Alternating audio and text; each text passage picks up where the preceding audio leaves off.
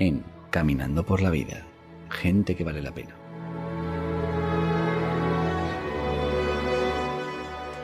Estamos en Semana Santa, cuando conmemoramos la pasión, muerte y resurrección de Jesucristo. Han precedido 40 días de la llamada Cuaresma, que comenzó con el miércoles de ceniza, de preparación para la celebración de estos misterios que sin duda cambiaron el mundo y la forma de vida de los seres humanos durante los últimos 2000 años.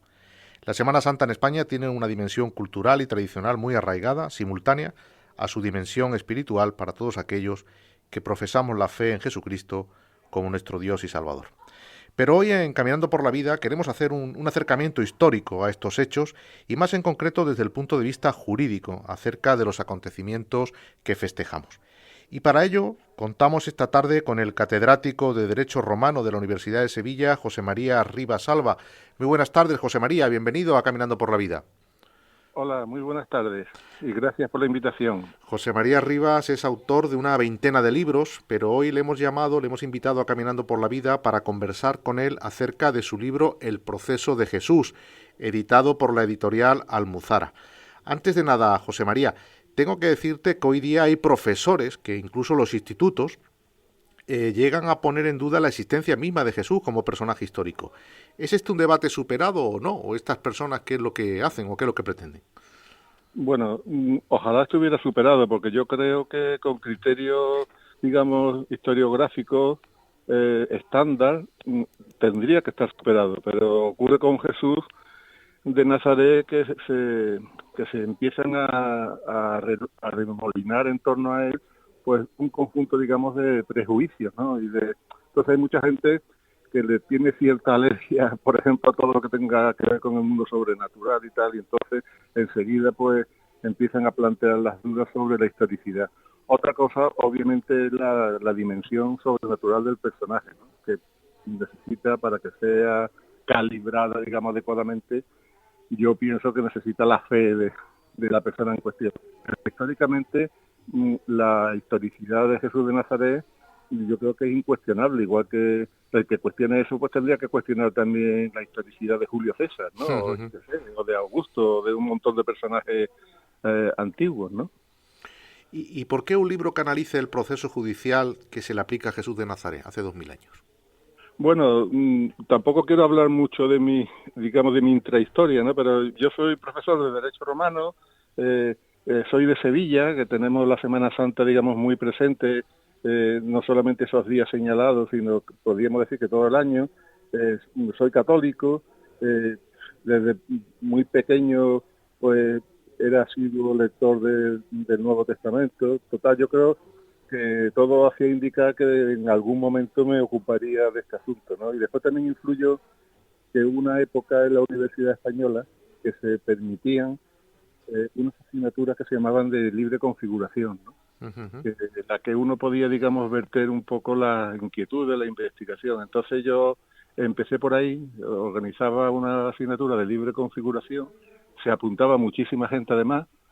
Bueno, la Universidad de Sevilla es muy numerosa, tampoco tenía demasiado mérito, ¿no? Pero el caso que empecé por ahí, fueron pasando los años y al final, casi como un proceso natural, pues empiezan las publicaciones, ¿no? Primero publiqué, digamos, una primera versión de mi investigación en la editorial Comares, que es de Granada, y después una segunda versión, porque en realidad no es una segunda edición, es, digamos, una reelaboración en la editorial Almuzara, que es un poco la que está más en las librerías, o por lo menos la que se puede consultar con más facilidad, ¿no? Hay un personaje fundamental como fuente histórica que es Flavio Josefo. ¿Quién era este señor y qué información nos ha legado sobre el tema que estamos tratando? Pues sí, es un personaje que adquiere protagonismo cuando se empieza a hablar desde un punto de vista de historia y del derecho, porque tiene, digamos, si me permite la expresión, ciertas ventajas, entre comillas, ¿no?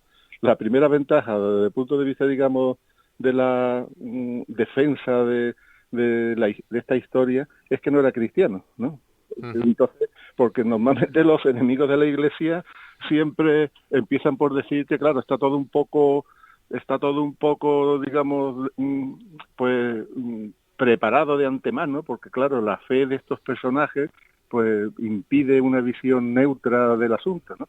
eso también es un poquito discutible, pero en fin, pero el caso es que Flavio Josefo era un judío muy culto, muy preparado, que nunca fue cristiano, que se llama Flavio Josefo, Flavio, porque terminó adquiriendo la ciudadanía romana y que curiosamente, bueno, tiene una serie de obras muy importantes que además se han conservado, y entre los testimonios que aparecen allí está el famoso testimonio flaviano, ¿no? De Flavio Josefo, en el que se hace una referencia directa a Jesús de Nazaret y a que fue, digamos, perseguido por las autoridades judías y por los romanos y tal. Entonces, claro, es un testimonio histórico muy potente, que obviamente también ha sido y sigue siendo objeto de un gran debate, ¿no? Porque volvemos a lo de antes, que hay un tipo de psicología que estas cosas no termina de aceptarlas nunca, ¿no?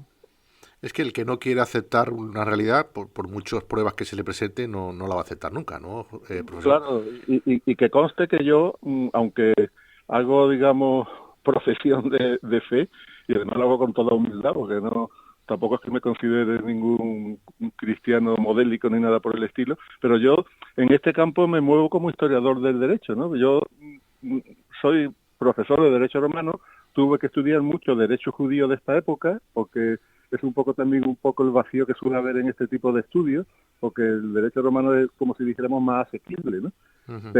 Pero yo me muevo en el ámbito de la historia, en el ámbito del derecho, o sea, no intento meterme, no sé cómo decirlo, en el ámbito de la teología o de hablar, digamos, con grandes profundidades espirituales de estos asuntos, sino simplemente plantear un poco lo que podemos saber, que obviamente, como pasa siempre en los estudios de historia, y la historia antigua de manera muy clara, ¿no? Hay muchísimas cosas que quisiéramos saber que no hay fuentes, ¿no? Pero lo que podemos saber, que yo creo que es suficiente para darnos un cuadro general del asunto, ahí es donde yo sitúo mi investigación, ¿no? Adentrémonos ya, si te parece, profesor Rivas, en el proceso de Jesús, ¿no? ¿Por qué se le detiene a Jesús esa madrugada y de qué se le acusa exactamente? Bueno, yo doy, como si dijéramos, la hipótesis a la que yo me sumo, ¿no? Porque aquí hay varias posibilidades y todas son, digamos, defendibles, todas tienen sus argumentos, ¿no? Yo pienso, para empezar, que el proceso, aunque esto primero me parece que está más claro que todo lo demás, ¿no? El proceso no empieza en el huerto de Getsemaní con la detención allí, ¿no? Sino el proceso, basta leer los evangelios y también un poco el contexto jurídico del derecho judío de la época, el proceso empieza antes, hay una especie de investigación preliminar, se le puede llamar como queramos, y se le detiene como la iniciativa primera es una iniciativa de las autoridades judías, ahí el delito, pudiéramos decir, central es el delito de blasfemia, ¿no? Esto también ha planteado algunas complicaciones, porque ese delito de blasfemia, a partir del siglo II, cuando se recopila una fuente muy importante del mundo rabínico, que es la Mishnah, se quedó, como si dijéramos, muy reducido, ¿no? Y se entendía por blasfemia exclusivamente maldecir el nombre de Dios, etcétera. Pero en la época de Jesús, lo sabemos por otras fuentes, ¿no? El delito de blasfemia era el típico delito que tienen todos los regímenes políticos que quieren, como si dijéramos, autoconservarse, ¿no? Entonces, para ellos, que falta la fe, era evidente que Jesús decía unas cosas que eran incompatibles, digamos, con la ortodoxia judía del momento, ¿no? Había que creer en él, ¿eh? Hoy precisamente en el Evangelio de la Misa hay un texto de San Juan que es muy interesante, porque aparece la famosa expresión esta que Jesús repite en varias ocasiones, de yo soy, ¿no?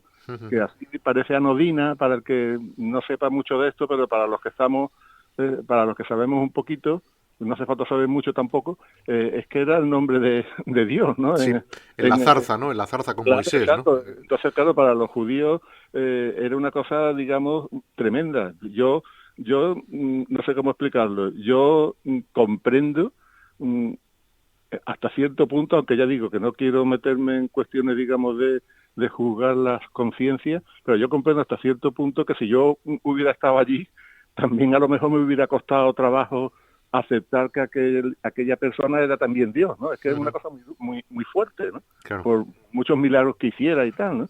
Entonces, esa blasfemia es lo que mueve el proceso judío. Y en atención a las circunstancias políticas de la Judea de la época, allí había una autoridad romana, porque Judea había sido convertida en provincia romana en torno al 6 después de Cristo. Entonces habían empezado a aparecer allí unos prefectos romanos que después se llamarán procuradores, pero que todavía en la época de Jesús son prefectos, ¿no? Y obviamente el que tenemos delante todo el mundo Poncio Pilato, ¿no? Que es otro personaje absolutamente histórico, incluso hay alguna inscripción con su nombre y tal, ¿no? Entonces, esa blasfemia, que es el delito judío, teniendo en cuenta que allí, como en todas partes, no porque lo diga el Evangelio, que también lo dice, pero los romanos se reservaban la pena capital, entonces tuvieron, digamos, que modificar o transformar o trasvasar el procedimiento a la autoridad romana, porque lo que buscaban era la pena de muerte, ¿no? Y entonces los romanos tenían un delito que aparentemente parece que no tiene nada que ver con el de blasfemia, pero sí tiene que ver, ¿no? Que es el de lesa majestad. El delito de blasfemia judío, a pesar de la apariencia, tenía también un componente político, porque los judíos vivían en una especie de teocracia, ¿no? Con los sacerdotes del templo, etcétera, ¿no? Y los romanos, aunque nos cuesta un poquito más de trabajo verlo, en cierta forma también tenían una circunstancia teocrática, porque el emperador era hijo de Dios, había un culto imperial, que para nosotros es muy exótico, pero que para ellos en esa época era lo más normal del mundo, y entonces esa majestad tiene bastante conexión con la blasfemia, es decir, no es que de pronto cambiaran el escenario y buscaran así de prisa y corriendo otro tipo de delitos, sino que hay una continuidad entre los dos tipos penales, ¿no? Sin embargo, profesor Rivas, a Esteban, el protomártir Esteban, fue condenado y ejecutado a lapidación a instancia del propio Sanedrín. No necesitaron acudir a la jurisdicción romana. ¿Por qué en el caso de Jesús se acude a la jurisdicción romana para conseguir esa condena a muerte? Bueno, esto forma parte un poco de las interferencias de la política en el mundo del derecho. Esto lo estamos viendo en España ahora mucho, ¿no? Pero vamos, se ve en España y se ve en todas partes, ¿no? La sociedad judía era una sociedad muy convulsa, ¿no? Allí los judíos además tenían distintas sensibilidades, no todos los judíos pensaban igual, etcétera, ¿no? Entonces había un tipo, digamos, de dirigentes judíos, que se supone que eran los que estaban al mando, que son los saduceos, que ellos estaban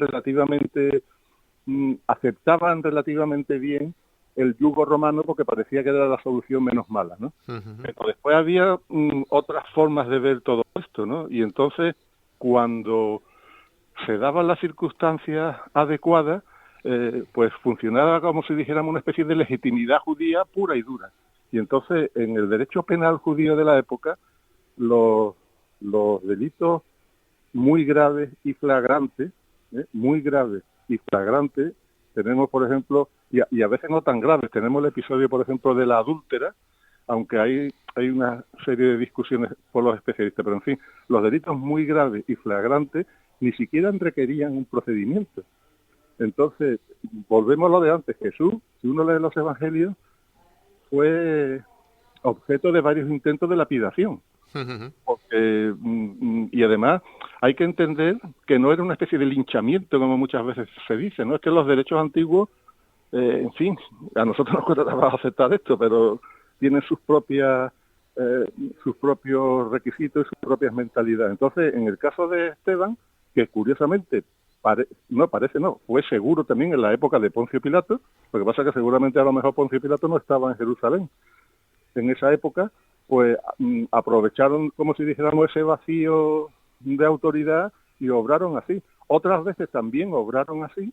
Hay un caso muy parecido que pasa así un poco más inadvertido, que es el de Santiago, el menor, ¿no? Este apóstol del Señor, este hermano del Señor, en la jerga, digamos, de la primera iglesia y utilizando un poco la terminología semítica, lo mataron también.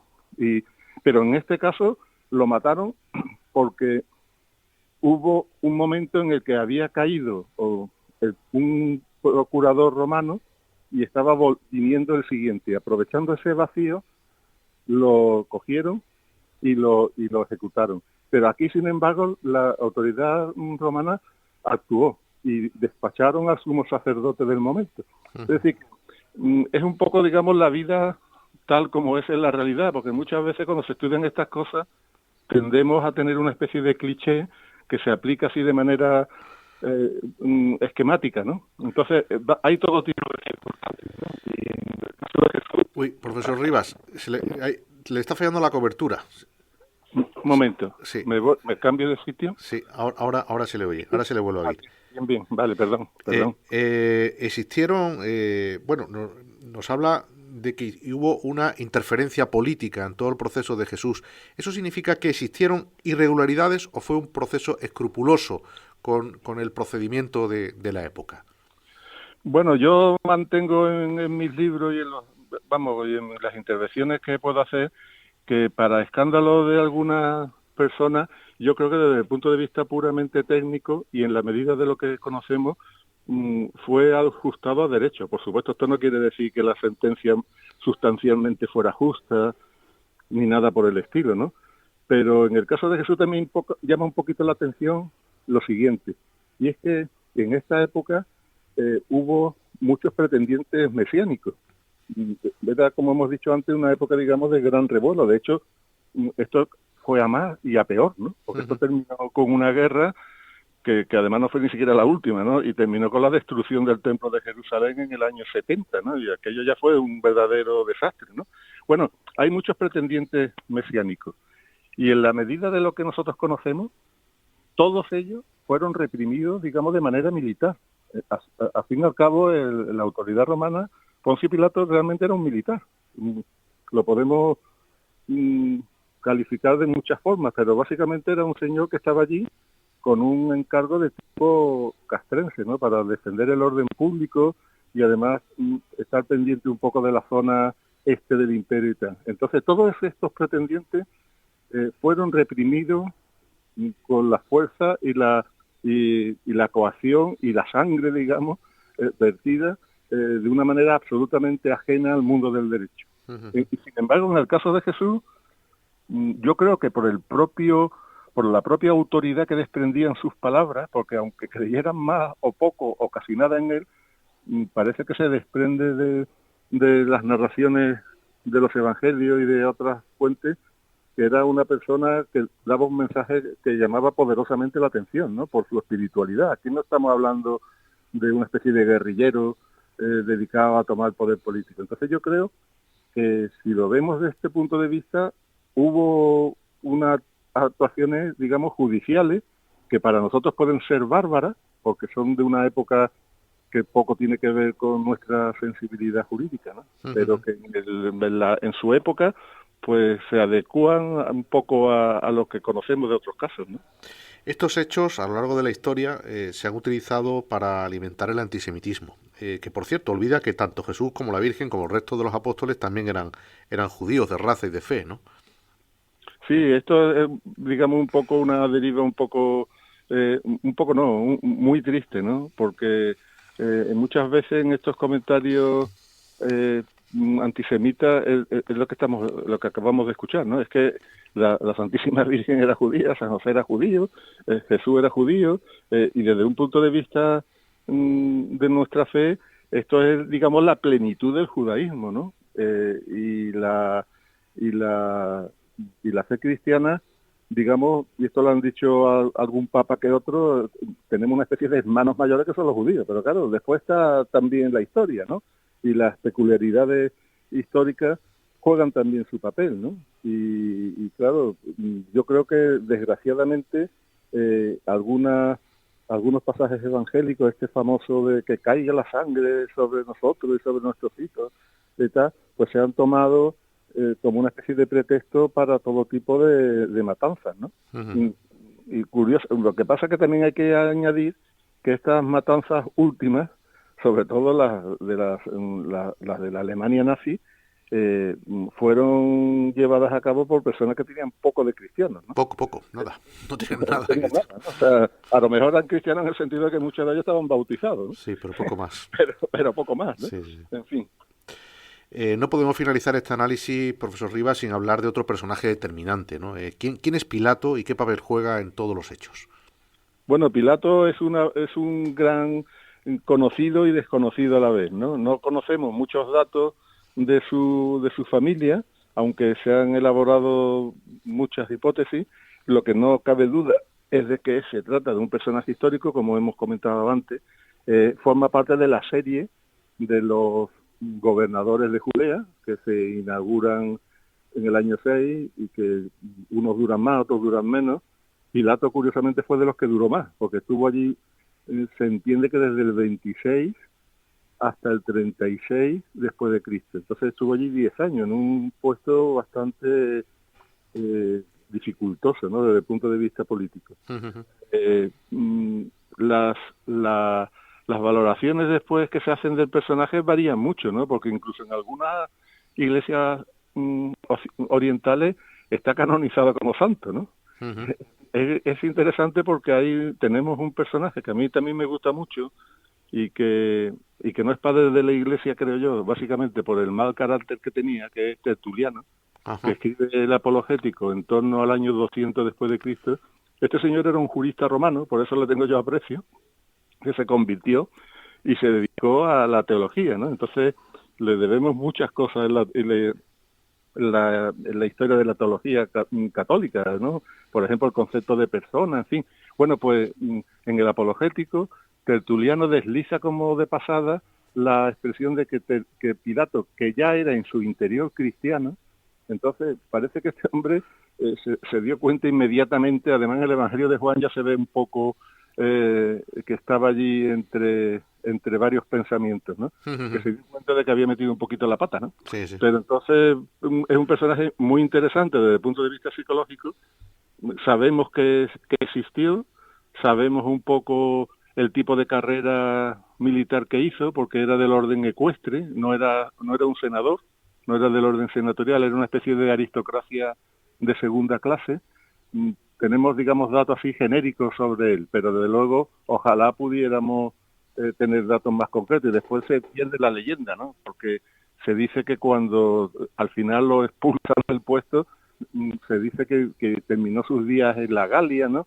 Lo cual, por otra parte, tampoco es extraño, porque era muy típico del mundo romano imperial que los personajes, digamos, que caían en desgracia, si es que no morían, pues lo exiliaban, digamos, a la otra punta del imperio, ¿no? Un proceso injusto, pero legal, ¿no, profesor Rivas? O por lo menos... Esa es mi opinión, O por lo menos coherente desde el punto de vista del procedimiento de la época antigua. Se le vuelve a ir la cobertura, profesor Rivas.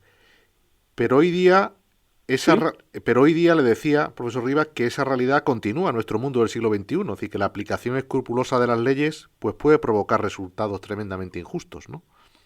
Bueno, claro que si entramos por ahí, entramos en un tema, digamos, ya que excede casi lo que estamos hablando, ¿no? Porque claro, es que también en nuestro mundo hay un montón de leyes que ya de por sí son injustas, ¿no?